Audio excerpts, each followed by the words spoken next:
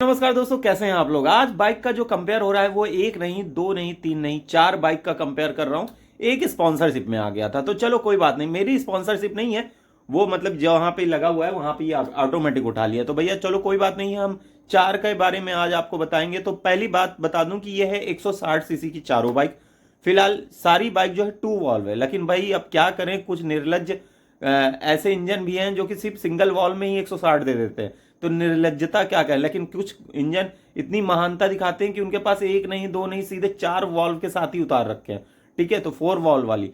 तो अब है क्या सीन की बजाज पल्सर हम यहाँ पे लेंगे 160 सीसी की। उसके बाद लेंगे हम TVS Apache RTR 160 CC, four valve में आती है लेकिन हमने 160 सीसी में टू वॉल्व के कंपैरिजन से उतारी है। ठीक है, फिर आ जाती है SP 160 सिंगल वॉल्व में आ जाती है।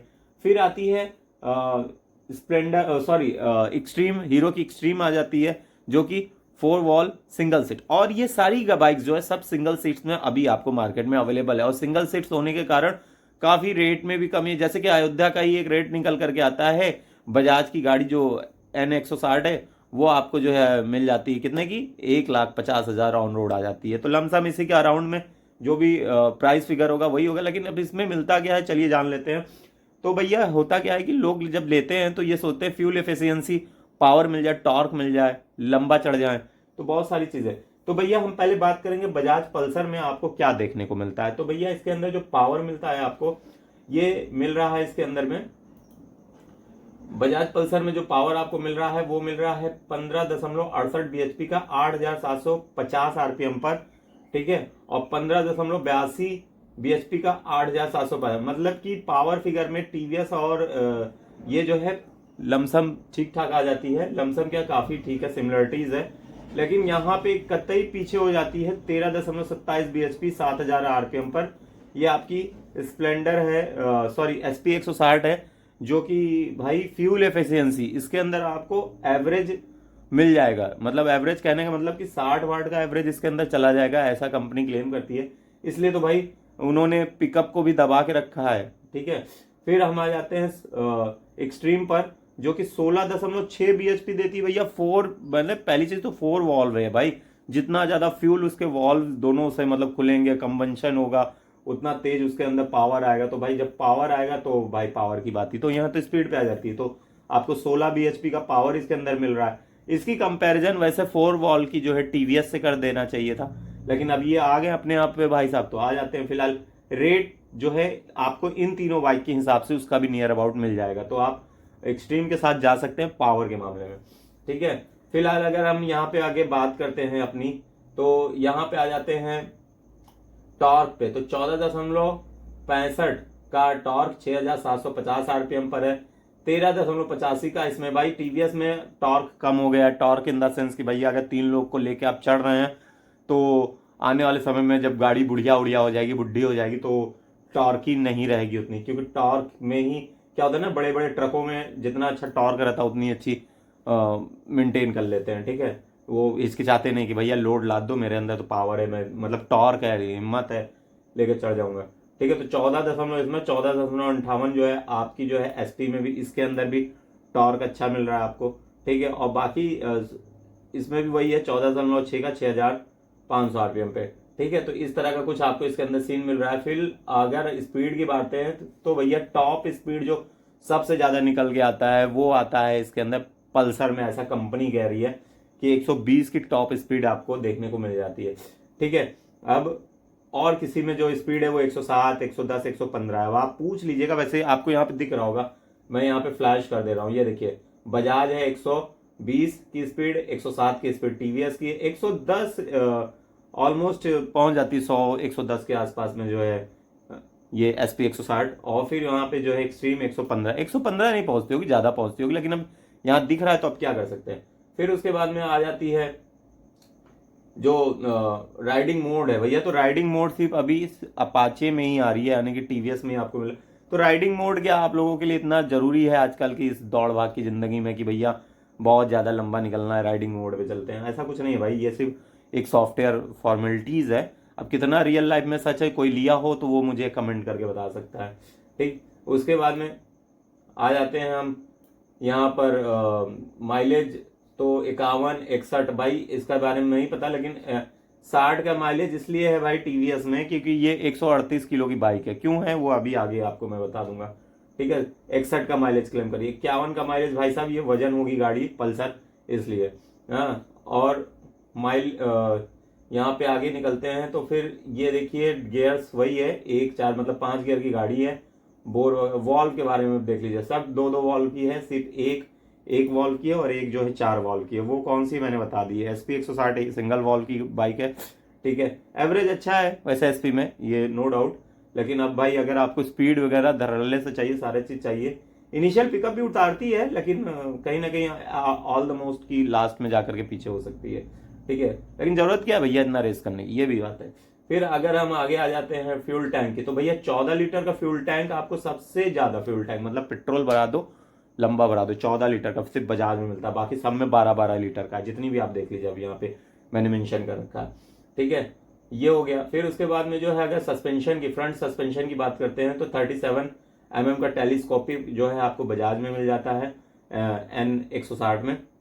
बाकी आप डाइन साउड मतलब वो जो पीले कलर वाला आजकल चला है, शुद्ध समझ रहे हैं ना, वैसे ही मैं बताना चाहता हूँ। तो वो वाला जो है आपको 37 का मिल जाता है आपका, एक्सट्रीम में मिल जाता है आपका। बाकी टेलीस्कोपिक है, एसपी में नॉर्मल था है वही, ठीक है।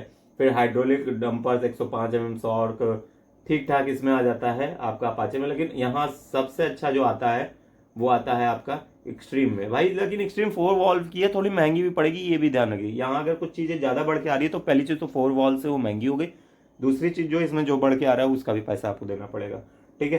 तो इस मामले में अगर मैं ये बात करूं तो यहाँ पे आप जो है आप पल्सर के साथ जा सकते हैं। 14 लीटर का फ्यूल टैंक है, ठीक है, पावर भी अच्छी है, टॉर्क भी अच्छा है, सब कुछ अभी तक अच्छा जा रहा है, ठीक है।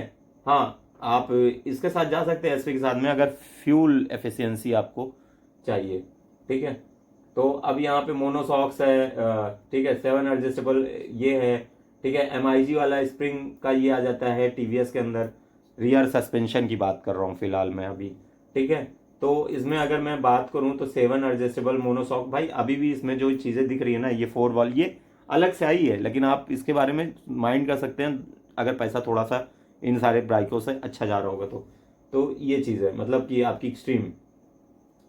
फिर हम आ जाते हैं, अब डिस्क ब्रेक पर आ जाते हैं। तो भैया ब्रेकिंग सिस्टम यहाँ पे सब में हमने ABS लिया है, डुअल चैनल ABS में ही ले रखा है। तो ये डुअल चैनल ABS सभी में आपको मिलेगा। लेकिन भैया डिस्क ब्रेक की में भी अभी आगे कौन सी निकलती है, वो निकलती है 300 mm के फ्रंट डिस्क ब्रेक मिल रहे हैं आपकी N 160 में। तो अभी N 160 में पावर भी अच्छा है, सिंगल सीट भी अच्छी है। थोड़ा सा भाई अगर आप कंप्रोमाइज कर लीजिए सिर्फ एवरेज से, तो भाई सबसे बेस्ट गाड़ियों में से एक है। क्यों है वो भी मैं बता दूंगा अभी, मतलब अभी आगे इसी में देख के ही बताऊंगा। फिर उसके बाद में फ्रंट टायर आपका जो है 180/70 का मिल जाता है। टीवीएस फिर पीछे हो गया फ्रंट टायर के मामले में, 90/90/70 का दे रहा है। यहाँ पे SP 160 भी पीछे है, ठीक है। सिर्फ आती है तो एक्सट्रीम आती है N 160 के मामले में। तो भैया अभी भी बजाज कहीं ना कहीं ठीक ठाक आ रही है। फिर रेयर टायर में भी अभी देख लीजिए, रेयर टायर में भी इसने बाजी मारी है, 130 सेक्शन के टायर दे रहे हैं, और वही एक्सट्रीम भी 130 सेक्शन के दे रहे हैं। हालांकि एसपी भी 130 दे रहा है। और यहाँ पे अपाचे अभी तक थोड़ा सा पीछे है, और आगे भी है एक तरह से देखा जाए। लेकिन सबसे आगे जो है अभी आपका, मैं इस तरह से अपने तरफ से मैं ओपिनियन दे रहा हूँ कि बजाज सही चल रही है। उसके बाद में आ जाते हैं कर्व वेट। भैया देखिए कर्व वेट जो है सबसे ज़्यादा बजाज में आता है। अब आपको एक चीज़ मैं बताता हूँ, एक छोटी सी स्टोरी है, वीडियो थोड़ी सी लंबी हो सकती है क्या सीन कि अभी मैंने 125 सीसी अपनी बाइक चलाई जो कि 141 किलो के अराउंड आ जाती है, बजाज पल्सर। हाँ, मतलब 125 N1 नहीं, ठीक है, नॉर्मल कार्बन एडिशन।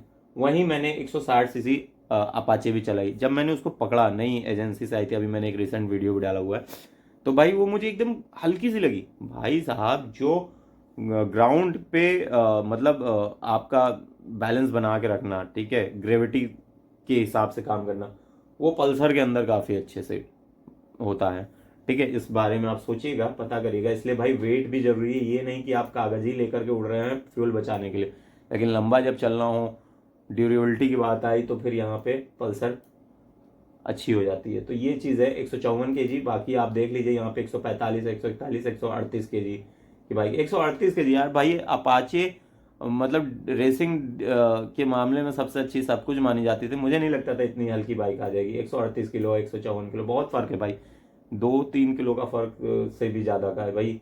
ठीक है, तो ऐसा कुछ आपका अंतर निकल गया। 2-3 क्या गया, 38 2 40 हो गया, 2 किलो इधर और 50, मतलब भाई का बहुत ज़्यादा अंतर आ गया।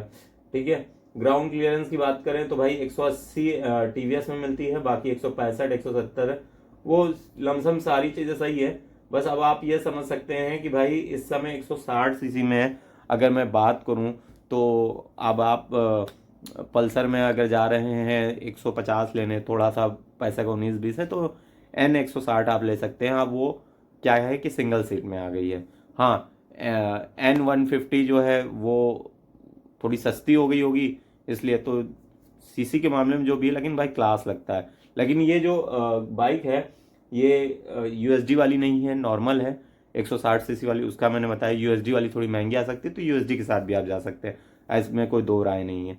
फिलहाल ये कंपैरिजन था आपके सामने। वीडियो कैसी लगी कमेंट में जरूर बताइएगा। एंड चैनल पे नए हैं, चैनल को लाइक शेयर सब्सक्राइब नहीं किया तो प्लीज़ सब्सक्राइब करिए। मिलते हैं इस तरह के एक अन्य वीडियो में। दीजिए तुमको इजाज़त, टिल देन गुड बाय।